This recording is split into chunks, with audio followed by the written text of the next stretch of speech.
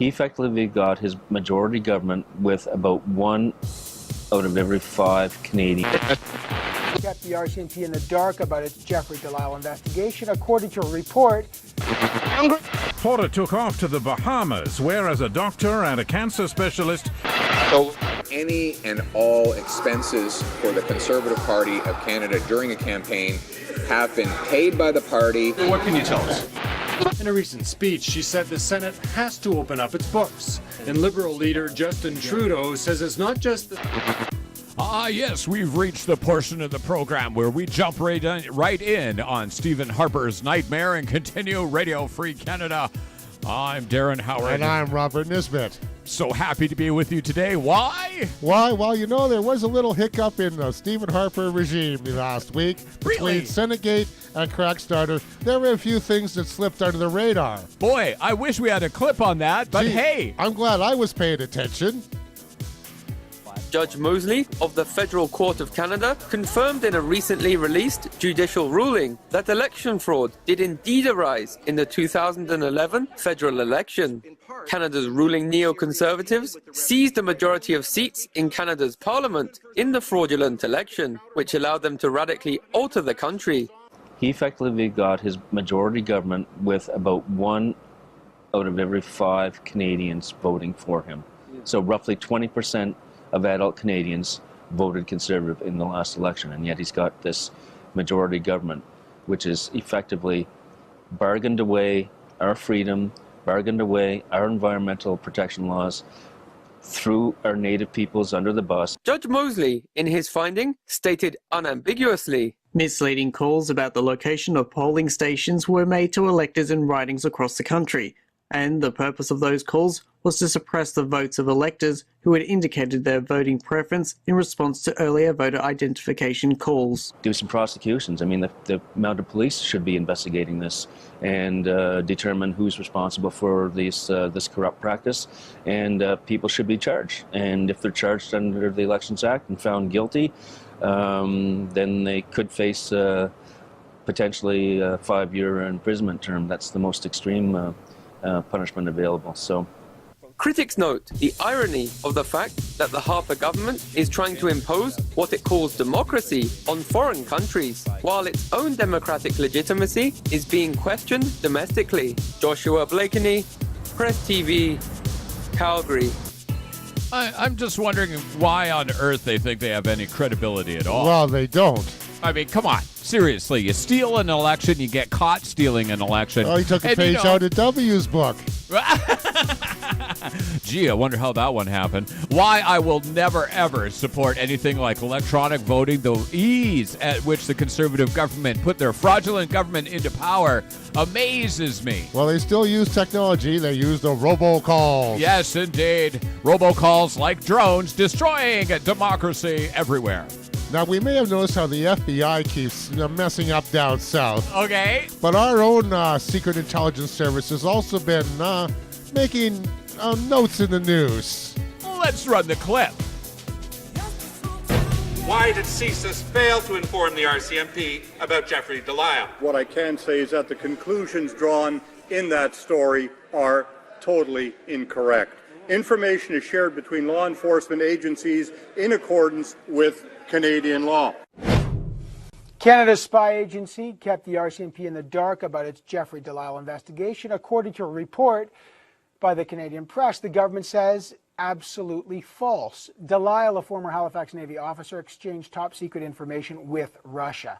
Canadian press says CSIS knew about Delisle's illegal activities for months, but didn't tell the RCMP. The report goes on to say that CSIS never brought the RCMP into the loop. It was the FBI that finally stepped in to reveal the truth about Jeffrey Delisle. Here's the response today from CSIS. They said to us, quote, CSIS and the RCMP has specific protocols to ensure the appropriate transfer of information and intelligence between the two agencies, and allowing each agency to fulfill its mandate. The 20-year conviction of Delisle was an historic first and points to the fact that it was a successful national security investigation. Lots of questions about if that's the definition of success. Did Canada's spy agency withhold critical intelligence from the RCMP? Did the Delisle investigation compromise Canadian security? The government says the report is wrong. Did the CSIS withhold information from the RCMP? And I know there's a protocol, but did they withhold it so long that Delisle did more damage than he should have? Bottom line is pretty clear, and that is that Mr. Delisle continued to hand out not just our secrets, but those of our allies for months while he was under CSIS investigation, and I don't see how you can call that a success. We've had media reports today that the U.S. actually imposed some standards on Canadian intelligence organizations that required us to review our procedures. Why is the U.S. doing that and not our minister? So you got the FBI actually saying, hey, Canada, you got to get your act together. And come on, the FBI, the fumbling Bureau of Idiots. Yeah, I know. You know, we've got all those acronyms happening. Something about big Indians, too.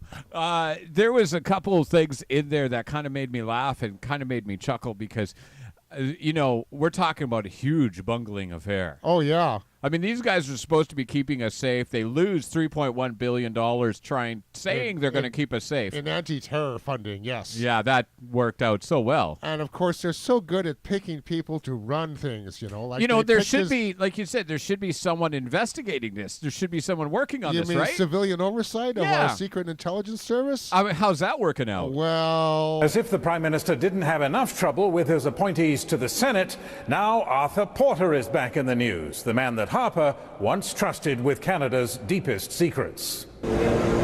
Arthur Porter's time on the lam came to an abrupt end in Panama. Somehow Interpol knew that he'd arrived here from the Bahamas, and his wife, Pamela, was also arrested at the airport by local police. Porter was picked up on an international warrant, a so-called red notice, accusing him of conspiracy and laundering the proceeds of crime. That follows accusations of fraud and corruption during Porter's time as the boss of a huge hospital construction project in Montreal. Porter took off to the Bahamas, where as a doctor and a cancer specialist, he set up a medical clinic and told the CBC that he had cancer, saying he was too ill to travel. Prime Minister Stephen Harper. But now it seems he's reached the end of his run as a man of influence, once so highly regarded by Prime Minister Stephen Harper that Porter was named in 2010 to head the agency overseeing Canada's spy service. The NDP noted today that during that time, a huge security breach, the Jeffrey Delisle case, happened. But the government insists that Porter's problems are his own. Arthur Porter resigned nearly 2 years ago, and the allegations that he was arrested on have no connection with his role with the federal government. Of course, the opposition will keep reminding everyone of Porter's ties to the government, trying to make the case that Harper's appointees have a way of becoming liabilities. As for the Porters, they remain in custody in Panama while the extradition paperwork is done. So, of course, our concerns about running out of material to mock Stephen Harper and his conservatives with it. It just keeps giving. He's a gift that just keeps giving. He is. I mean, like, he's got one of his senior guys who married a hooker. Okay. Yeah. And then gets caught, giving the hooker's company a huge amount of money. And then... But wait, conservative values are Canadian values. So lying, cheating, corruption, money laundering, these are Canadian values. Yes, indeed, they are. And if you wear a suit and you're polite, you get away with anything, okay? I just think Stephen Harper must be having a really tough week, and I'm sorry about that, Steve, but, yes, we aren't going to change the channel on you. You know what? I try to console myself, okay, by saying Stephen Harper's actually waking up. But I don't see it. It's not happening, right? I think he really wants to from this nightmare. Check it out. It gets worse, okay? Nancy, another bad week for the Conservatives. No matter how hard they try, they can't change the channel from the Senate scandal. And at the center of the scandal, Mike Duffy, who landed in PEI tonight, appearing relaxed. No, I'm going to the shore and enjoying the weather. But earlier today in Ottawa, outrage. Canadians are not ready to give this Prime Minister and his PMO the benefit of the doubt on the Mike Duffy issue. And neither is the opposition. Even on a quiet Friday, the Senate scandal generated lots of noise. Does the government believe that it was right for their senators to be receiving salary and expenses from public funds while campaigning for the Conservative Party during the last election? Any and all expenses for the Conservative Party of Canada during a campaign have been paid by the party. What can you tell us? Last night, CBC revealed in leaked emails that Mike Duffy, while working in the Senate, was also in talks to work more closely with the Conservative Party, and mused to an insider that he would like a cabinet title with its perks, a staff, a car as compensation.